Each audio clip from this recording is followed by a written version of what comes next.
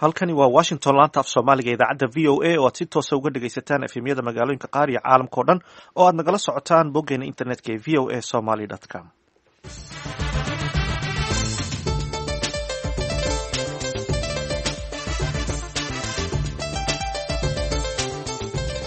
subax wanaagsan dhegaystayaal idilkiinba meel kastoo aad joogtaan waa axad bisha abrilna waa 8 sanadka 2018 idaacadda saaka iyo caalamka waxaa wadajir halkan idinkala socodsiinaya anigoo ah jamaal axmed cusmaan iyo xuseen barre aadan. runtii anigu waxaan u imid inaan horta wixii aad annaga nagu dhaantaan markii aan anagu nahay diaspora diasporadu way isdhaantaa waddan wanaagsan waan ka imid laakiin horumarka idinkaa nooga dheereeya runtii hadday siyaasad noqoto iyo hadday ganacsi noqoto uma malaynayo magaalada gothenburg in laga helayo intaasoo musharaxa. taasi waxay ahayd Leyla Cali Cilmi oo ah murashax xildhibaan ee golaha deegaanka ee magaalada Gothenburg ee dalka Sweden oo Minnesota u joogta xog waraysi ku aadan siday Soomaalidu ugu guuleysteen ka mid noqoshada waaxyaha maamul ee gobolka. warbixin ayaanu idinkaga haynaa. waxaad sidoo kale dhegaysan doontaan warkii ugu dambeeyey ee xiisadii ka aloolsanayd baarlamaanka Soomaaliya iyo ciidamo la sheegay in laga saaray magaalada Muqdisho. sidoo kale waxaad maqli doontaan xuutiyiinta Yemen oo sheegay inay dileen askar dalka Suudaan u dhalatay oo ka mid ah ciidamada isbahaysiga ee uu Sacuudiga hogaamiyay ee ka dagaalamaya dalka Yemen. Switzerland oo dalkeeda ka musaafirinaysa qaxooti Eritrean oo sharci ku meel gaar ah haystay. qodobadaasi iyo kuwa kale ayna diyahaynaa. marka horese waxaad ku soo dhawaataan warkii dunida.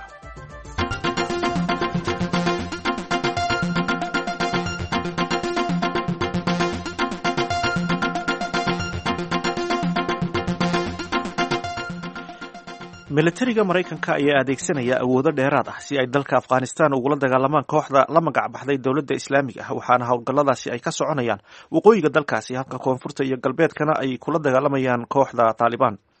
dagaalkani ayaa imanaya kadib markii labada kooxoodba ay dagaaladoodii xoojiyeen iyadoo dawladda Afghanistan ay doonayso inay kooxda ISIS xididada u siibto halka ay Talibanna wadahadal la galayso. saraakiisha Mareykanka ayaa sheegaya in howlgalladaasi ay durba miradhal noqonayaan iyadoo weeraro ay ciidanka ka geysteen jimcihii waqooyiga Afghanistan ay ku dileen hogaamiyihii kooxda ISIS ee dalka Afghanistan. laba ruux ayaa ku dhimatay tiro kalena waa ay ku dhaawacmeen dalka Jarmalka kadib markii qof baabuur dad dardarsiiyey Sabtidii meel ay dadku ku badnaayeen ee waqooyi bari dalka Jarmalka gaar ahaan Münster. qofka gaariga waday ayaa la sheegay in isagu markii dambe gaariga isku dhex toogtay oo isdilay sida ay booliisku sheegeen. afhayeen u hadlay booliiska Andres Bode ayaa sheegay in ay baariyaashu hubinayaan warka ku saabsan in laba ruux oo kale oo gaariga la socday ay goobta ka baxsadeen. waxa uu sidoo kale uu sheegay in boolisku ay baarayaan waxyaabo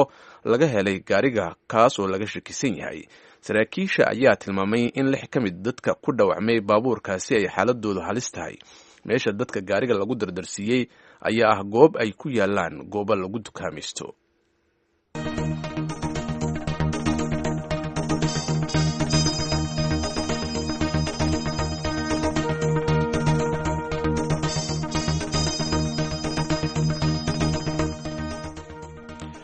subax wanaagsan dhegeystayaal halkaad nagala socotaan waa laanta af soomaaliga idaacadda v o a.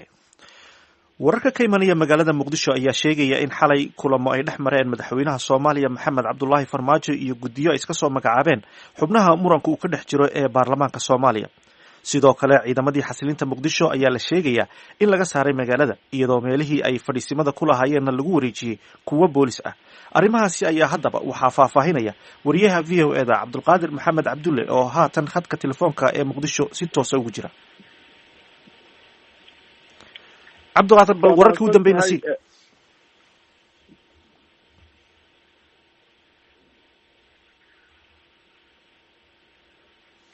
Cabdulqaadir may maqlaysaa? waa ku maqlaa. marka waxaad noo sheegtaa wararka u dambeeyey. waa mahadsan tahay. waxaa jiray kulamo ilaa iyo xalay wakti dambe ka socda Muqdisho gaar ahaan xarunta madaxtooyada Soomaaliya iyo Villa Hargeysa ku hayay gudiyadii magacaabeen labada dhinac kala duwanaanshaha mooshinka kala gudoomiye Jawaari wadahadalada hoolkooda waxay salka ku hayeen sida lagu soo afbeeri kara khilaafkan iyo wadada in loo mara ay tahay iyadoo xildhibaanadu ay aada u kala ka duwanaayeen marka loo amaamiya lasoo dhaafay iyo qaababka labada dhinac ay rabaan inay u wajahaan qaabka halka loo qaaday gudoomiye jawaari diga uu magacaabay gudoomiyaha golaha shacabka maxamed sheekh cusmaan jawaari waxay kulamo la qaateen madaxweynaha soomaaliya waxyaabaha ugu waaweyn ee kulanka looga hadlay inkastoo ahaayeen heshiisyo siyaasadeed ama maaragtay siyaasadeed looga hadlo haddana faahfaahinaysa ka bixin waxaa ugu weynaa oo xogaha qaar aynu helayn ay sheegayaan in arrinta lagu dhameeyo wadahadal oo qodob kamida ay ahayd islamarkaana loo maro hanaan dastuuri ah waxyaaba kale ugu weyn waxaa kamid a in qaadka codqaadista dood ay ka taagneed xildhibaanada uu magacaabay gudoomiye jawaarina ay soo jeediyeen in dhankooda diyaar u yihiin in codka kalsoonida loo qaado gudoomiye jawaari balse ay hordhigeen in hanaanka loo maray ay tahay in codkuu noqdo qaab qarsoonida islamarkaana ay ka dhacda meel la wada joogo ama meel maaragtay dadku u dhan yihiin hadalka u dhigeen inkastoo weli dhinacyadu waxay ka wada hadleen ama ay ku heshiiyeen faahfaahin ka sayda saxaafadda laakiin dhinaca kale doodo taalamid ayaa ka socota ilaa iyo xala waqti dambe waxaa dhammaan laga hadlayay waxaa laga yeeli karaya khilaafkan madaxweynuhu wuxuu hadda dhegeysanaya dhinacyadaas waxyaabaha ugu waaweyn ugu dambeyntii lasla soo qooriyay inay la wadaagi doonaan dhinacyadii soo diray iyo ka soo baxay inkastoo weli wakti hore ay tahay oo wax xoog badan xusin aan laga hayn waxyaabaha ugu waaweyn ilaa wakti dambe xaal isla gaareen dhinacyadu waatay wararka qaarkood waxay sheegayaan in ciidamada xasilinta ee muqdisho laga saaray goobihii ay joogeen marka maxay tahay sababtu waa mahadsan tahay ciidamada khasilinta oo inta badan ku sugnaan gudaha magaalada muqdisho gaar ahaan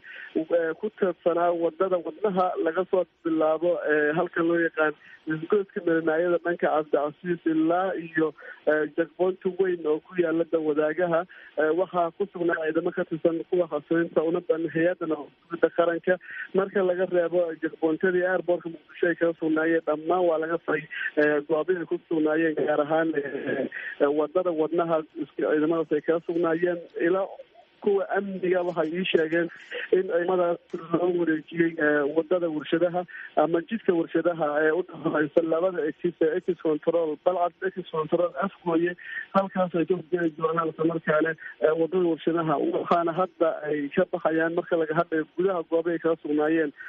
jidka wadnaha iyo sodonka iyo meelo kale ay kaga sugnaayeen gudaha magaalada muqdisho meelahaas waxaa hadda bedelaya oo u diyaar garoobaya ciidamada booliska soomaaliya meelaha waxaaba hadda ka howlgala oo la wareegay ciidamada booliisana ii sheegeen saraakiil kuwa amni ka tirsan marka ciidamadii khasilinta u badnaa kuwa hay-adda nabadsugidda hadda waa laga saaray meelahay ku sugnaayeen waxaana shalay gelikii dambe ilaa xalay magaaladu ay ahaayeen meelahay ku sugnaayeen gaadiidku isku furnaayeen sufaadka magaalada oo maalmihii lasoo dhaafo khasneedna hadda wax jagboontiya ama meelo ay ku sugan yihiin ciidamadaasi magaalada ma laha waxaana hadda meelaha qaarna booliska ayaa ka howlgal haddana waxay ciidamada booliska ii sheegeen saraakiisha qaarkood ka diyaar garoobayaan in guud ahaan ay la wareegaan meelihii ciidamada khasilintu ay baneeyeen xuseen oo in muddo ay ku sugnaayeen tan iyo markii howlgalka khasilinta uu bilowday gaar ahaanna arbacadii lasoo dhaafay ilaa hadda magaaladu waxay ahayd ilaa shala waxay ahayd akirnaan badan oo dhanka amniga ka jirta maadaama wadooyinka ay khaldiyeen aada iyo aad buu mahadsan yahay cabdulqaadir maxamed cabdulla wariyaha v o eda oo khadka telefoonka ee magaalada muqdisho si toosa ugu jiray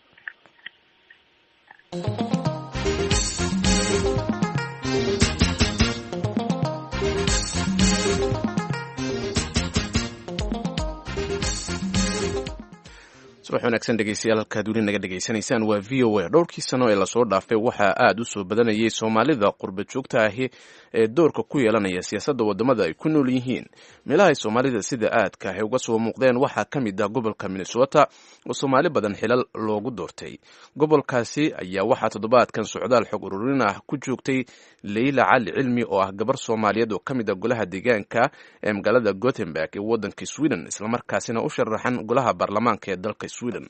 leylo cali cilmi ayaa waxaa kulamo gooni ay la yeelatay mas-uuliyiinta xilalka loo doortay ee soomaalida ah iyo kuwa xilalka u tartamaya intuba waxaana kulan ballaaran oo ay jaaliyadda la qaadatay warbixinta nooga soo diray wariyaha v o a ee gobolka minnesota maxamuud mascade leyla ayaa ujeedada socdaalkeedu waxay ahayd inay xog ka hesho waxyaabaha u sahlay Soomaalida Minnesota in muddo kooban gudahood ay horumar uga gaaraan dhinacyada siyaasadda iyo dhaqaalaha ee dalkan Mareykanka gaar ahaan gobolka Minnesota. runtii anigu waxaan u imid inaan horta wixii aad anaga nagu dhaantaan markii aan anagu nahay diaspora diasporadu way isdaantaa wadan wanaagsan waan ka imid laakiin horumarka idinka nooga dheereeya runtii hadday siyaasad noqoto iyo hadday ganacsi noqoto uma maleynaya magaalada Gothenburg in laga helayo intaasoo musharaxa iyo intaasoo xilhaya oo hal goob isugu yimaada sida caawa waad mahadsantiin horta Leila Cali Cilmi oo ka hadlaysay sababta ku kaliftay inay u tartanto golaha baarlamaanka ee wadanka Sweden ayaa waxay sheegtay in bulshada Soomaaliyeed ee Sweden ay baahi badan u qabaan inay helaan cid afkaartooda ka turjumi karta oo ku matasha golayaasha lagu gorfeeyo arrimaha bulshada. anigu in Leila la doorto Leila hal la doorto hadafkaygu kaliya ma aha anigu shakhsi baan ahay ummadda Soomaaliyeed anaga muhiimadeenu waxa weeyaan inaynu helno dad ina matala matalaad dhaba inaynu helno matalaada dhabtaana waxaan aniga ula jeedaa inaynu helno dad inaga afkaarteena matali kara afkaarteenu maxay tahay afkaartu waxa weeyaan danta aynu wada wadaagno ilaan dan wadaag baynu nahay moogtaa midab baynu wadaagnaa diin baynu wadaagnaa dhaqan baynu wadaagnaa oo diinteenu wadaagnaa oo waxa ugu muhiimsanaa marka inaynu helno dhalinyaro Soomaaliyeed oo afkaartaasi nagu matali kara shakhsigu muhiim ma aha marka ani hadafkayga ugu weyn waxa weeyaan wadanka Sweden waa wadan xisbiyo badan ay uu ka jiro in ummadda Soomaaliyeed horta awoodeeda la mideeyo oo awoodaas ay hoos tagto xisbi waayo haddaan ummad ahaan anagu aan ahayn ummad ku tiirsan xisbi waxba wadanka kama dhex noqonayno marka runtii hadafkayga ugu weyn waxa weeyaan inaan awoodda isu keeno madaxa dalladda isu taga haweenka Soomaaliyeed ee magacooda loo soo gaabiyo wow Habboon Cabdulle ayaa sheegtay inay soo dhaweynayso doorkay haweenka Soomaaliyeed ka ciyaarayaan siyaasadda meel kasta oo ay ku nool yihiinba Habboon ayaa xustay in ujeedada loo aasaasay urkoodu ay tahay in la soo saaro haween wax hogaamiye oo ka muuqda goobaha talada lagu gooyo iyadoo xustay in dhowrkii sano ee la soo dhaafay gobolka Minnesota ka soo baxeen dumar Soomaaliyeed oo u tartamay kuraas kuna guuleystay 4 sano ugu dambeysay way soo dhaqaaqeen waa soo baxnay gabdho badan oo Soomaali ayaa hadda siyaasadda ku jira Ilhaan Umar oo ah state representative Fartuun Xasan iyo hadeertaan oo 2 gabdhood noo cararayaan Hodan Xasan oo nala joogta iyo Farxiyo Qaliif maasha Allah waxa aan markaan ku leeyahay waxay tahay waxa ka soo jeedaa dumarka Soomaaliyeed qof kasta wuu arkaa waxa dhici karta laakiin in dadka qaarkood ay xoogaa ay adgigishid ama aysan ku faraxsaneen adigoo gabar yara inaa ilaa heerkaas gaartid dhaga u dhigin Cabdi Warsamo qofkii ugu horeeyay Soomaali ah ee dalkan Mareykanka loo doorto xubin golaha deegaanka ah markii labaadna loo doortay golaha deegaanka ee magaalada Minneapolis ayaa waxa uu sheegay inay muhiim tahay in jaaliyadda Soomaaliyeed meel kasta oo ay joogaanba ay ka qayb qaataan arrimaha siyaasadda oo ay golayaasha ay ku yeeshaan matalaad waxauna carabka ku dhuftay in ka shaqaynta arrimaha bulshadu aysan ahayn wax sahlan public service-ka ama shaqada bulshada waa shaqo adag mushaar fiican ma lagu helo maxay ahayd magac weyn ma lagu helo marar badan eed iyo maxaa la dhahaa karbaash badan baa kala kulmaysaa laakiin haddii mujtamaca aan la matalin horumar ma la gaarayo marka Leila waa ku mahadsan tahay inay magaalada Gothenburg u sharaxan tahay oo ay rabto inay noqoto xildhibaan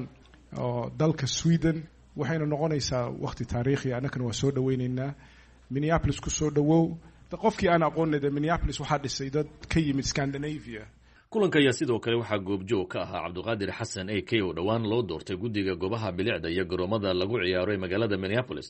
musharaxiinta Hodan Xasan iyo Cumar Faatax oo kamid ah 4 musharax oo Soomaaliya ku tartamaysa kursiga degmada 62A ee magaalada Minneapolis ay ku leedahay golaha sharci dejinta ee gobolka Minnesota wadanka Sweden ayaa sanadkan waxa iyaguna kuraas kala gedisan u tartamaya musharaxiin Soomaaliya oo 3 kamid ah isku xisbi yihiin iyagoo u kala tartamaya 3 kuraas oo kala duwan 3daas qof ayaana waxa kamid ah Leila Cali Cilmi oo hadii la doorto noqonaysa gabadhii ugu horeysay ee Soomaaliya ee kamid noqota gole baarlamaan oo ka tirsan wadamadan la isku yiraahdo Scandinavianka Maxamuud Mascade VOA Minnesota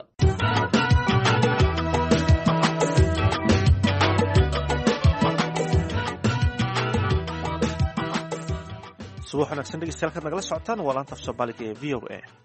xoogaga xuutiyiinta ee dagaalada kula jira isbaaysiga Sacuudigu hogaaminaya dalka Yemen ayaa sheegay inay weerar ku dileen askar ka tirsan ciidamada Suudaan oo qayb ka ah isbahaysiga warbixintan waxaa Qaahiro ka soo diray wariyaha VOA da Xuseen Saxnuuni warbaahinta raacsan kooxda xuutiyiinta dalka yemen ayaa sheegtay dagaalyahanada xuutiyiinta in ay dileen 10 ciidamada dalka suudaan ee ka tirsan isbahaysiga sunniga ah oo ay horkacayso boqortooyada sacuudi arabiya wararka laga helayo dalkaasi ayaa sheegaya ciidamada suudaan inay geeriyoodeen kadib markii maleeshiyada xuutiyiinta iyo ciidamada suudaan ay ku dagaalameen